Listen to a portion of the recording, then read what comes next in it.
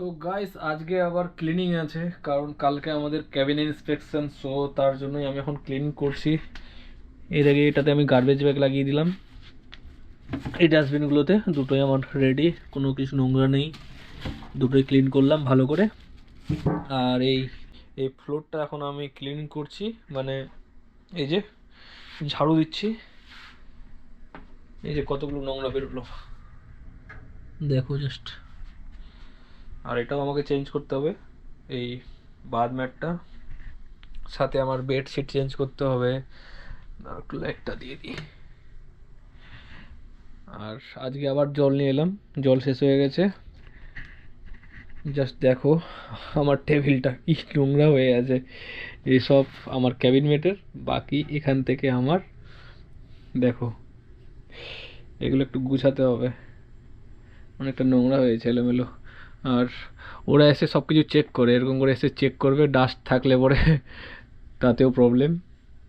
এই যে ডাস্ট হয়েছে এখানে, দেখো যে ডাস্ট, এসব ক্লিন করতে হবে। এরকম ফ্লোরে কিছু রাখা যাবে না, এসবও ক্লিন করতে হবে। জামা কাপড় ঠিক আছে, কোনো চাপ নেই জামা কাপড়ের। মেনলি বেড আসে, আবার বেডের ওপর নিচে চেক করে যে বেডের নিচে নোংরা আছে কিনা, সেটাও ঠিক করতে হবে। উপরে কিছু রাখা যাবে না, শুধু লাইফ জ্যাকেট থাকবে, সাথে তোমার ওই স্টারওয়েড গার্ডের যেসব কিছু আছে। এটা আমার ক্যাবিন মেটের কিছু খাচ্ছিল মনে হয়, ওখানে রেখে দিয়েছে এসব। মানে পুরো এই যে জুতোর খাপ আছে, এটাও রিমুভ করতে হবে এখান থেকে। অনেক চাপ ক্যাবিন ইন্সপেকশন থাকলে। আর বিশেষ করে যখন তোমার ওই স্টাফ ক্যাপ্টেন এসে নিজে চেক করবে কি না, খুবই থাকে, প্রবলেম হয়। যদি কোনো কিছু পায় ইস্যু, তাহলে ডিরেক্ট রিটার্ন নোটিশ দিয়ে দেয়। 3টে রিটার্ন নোটিশ পেলে পরে একটা ওয়ার্নিং দেবে, 3টে ওয়ার্নিং পালে তোমাকে বাড়ি পাঠিয়ে দেবে। সো এসব আমাদেরকে সব কিছুই অবজার্ভ করতে হয়, কোথায় কী আছে না আছে সব কিছু আমাদেরকে মেনটেন করতে হয়। এটা আমাদের সপ্তাহে একবার হয় ক্যাবিন ইন্সপেকশন, মানে ক্যাবিন যেন নোংরা না থাকে। এবার আমি তোমাদেরকে বাথরুমটা দেখাই, বাথরুমে অনেক কিছু চেক করে, যেমন WC পুরো ক্লিন হওয়া চাই। এই যে ফ্লোরটা আছে, এই ফ্লোরটাও পুরো নোংরা যেন না থাকে কোনো কিছু। যেমন এই যে তোমরা দেখতে পাচ্ছ এখানে নোংরা আছে একটু করে।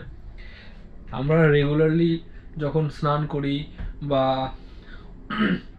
হাত মুখ ধুই, সো ক্লিন করে দিই, ডেলি ইউজ মানে ক্লিন করি। তাহলে কি হয় যে চাপ থাকে না এক সপ্তাহ পরে, বা কেবিনটাও ভালো থাকে, বা সব ভালো লাগে এরকম রাখলে পরে। সো এটাও ক্লিন করতে হবে। আর আমরা কেবিন মেটের সাথে আমাদের কেমন হয়, যেমন এই কেবিন ইন্সপেকশনে আমি করলাম ক্লিন, তো পরের বার ওই ক্লিন করবে মানে কেবিনটা। সো তাতে কোনো চাপ থাকে না, হিংসা কিছু থাকে না। এটা মূলত হয়, আমরা এরকমই করি। অনেকে কে করে যে কেউ যখন টাইম পায় তখন কেউ করে। আর এখন আমার টাইম আছে, সো আমি করছি। নেক্সট বার ক্যাবিনেট আমাকে নিজে থেকে বলবে যে don't worry, next time I will do. কারণ আমার ক্যাবিনেট ইন্দোনেশিয়ান এখন, আগের ক্যাবিনেট তো চলে গেছে তোমরা জানোই, আগের ব্লগ হয়তো দেখেছো। সো যাই হোক, এবার এটা ক্যাবিনটা হালকা করে এই দিকটা ক্লিন করে আমি যাব ওই চুল কাটাতে। এই দেখো চুলের সাইজটা দেখো, পেছনেরটা অনেকটাই বড় হয়েছে, দেখো দেখা যাচ্ছে। চুল কাটাতে যাব, চুল কাটিয়ে এসে ওই বাথরুমটা ক্লিন করব, সাথে স্নান করতে হবে। সো যাকে আমার অলরেডি মানে ক্যাবিনটা ক্লিন করা হয়ে গেছে। এবার আমি চুল কেটে এসে আমি সব বেড ফেড চেঞ্জ করব, আর বাথরুমটা পরে। সো যাই, আমি এখন চুলটা কাটিয়ে আসি। আর চুলটা কেমন কাটাচ্ছে সেটাও তোমাদেরকে দেখাবো। কারণ আমাদের এখানে চুল কাটাতে লাগে 500 টাকা, মানে 500 টাকার বেশি আমাদের ইন্ডিয়ান মানি যদি দেখা যায়, 5 ইউরো, মানে 500 টাকারও বেশি পড়ে আমাদের ইন্ডিয়ান মানি। আর এই প্রথমবার আমি ইন্দোনেশিয়ান ছেলের কাছে কাটাবো।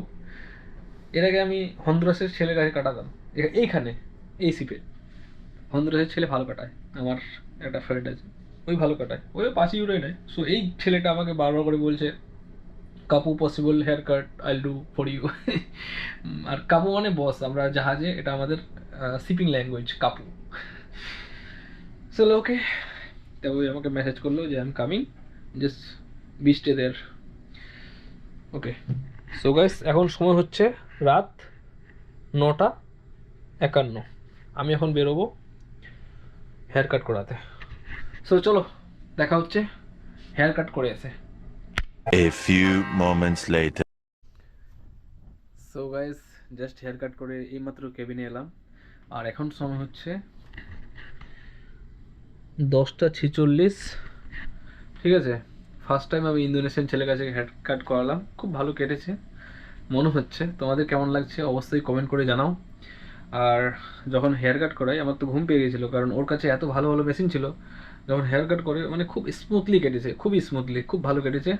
আর ছেলেটার মানে ব্যবহার খুবই ভালো, মেসেজও করেছে এই যে মেসেজ করেছে, থ্যাঙ্কস এ লট ব্রাদার, ভালো কেয়ার করে। ফার্স্ট টাইম তো অনেকবার ভালো করে বলছিল যে এরকম। তারপরে আজকে যখন ডিনার করতে যাই, ডিনারে আমার জন্য এক গ্লাস জল নিয়ে এসছে। ওই চাই যে আমি ওর কাছে হেয়ার কাট করাই, তার জন্য ওই কত কিছু করাচ্ছে মানে করছে। এবার আসার সময় ওই প্রমোশন করতে বললো যে যদি কেউ বলে যে কে চুলটা কেটেছে আমার নাম্বারটা দিয়ে দিবে প্লিজ, এরকম করে বলছে। তাহলে ঠিক আছে ভাই, আর ভালো কেটেছে। ঠিক আছে, তোমাদেরকে দেখাচ্ছি কেমন কেটেছে, তোমরা বলো, কমেন্ট করে জানাও। ঠিক আছে, এই দেখো, এইরকম মনে বোঝা যাচ্ছে না, এরকম বোঝা যাচ্ছে বুঝতে পারছি না, জাস্ট এরকম করে একবার দেখাচ্ছি, দেখো। এবার এইভাবে এখানে দেখাচ্ছি, ঠিক আছে। সো চলো এখন আমি সাবান নিব, তারপরে ভেতরটা ক্লিন করতে হবে তোমাদেরকে যেটা বলেছিলাম। আর কালকে ডিউটি যেতে হবে, তার জন্য ঘুমোতে হবে এটা হচ্ছে বড় চ্যালেঞ্জ, ঘুমটা। সো যাই হোক, আজকের ভিডিওটা এখানেই শেষ করছি। ভিডিওটা ভালো লাগলে অবশ্যই লাইক করবে, চ্যানেলটা সাবস্ক্রাইব না করে থাকলে প্লিজ সাবস্ক্রাইব করে দাও এরকম ব্লগ দেখার জন্য। ঠিক আছে, সো ভালো থেকো, সুস্থ থেকো, দেখা হচ্ছে নেক্সট ভিডিওতে। Bye bye.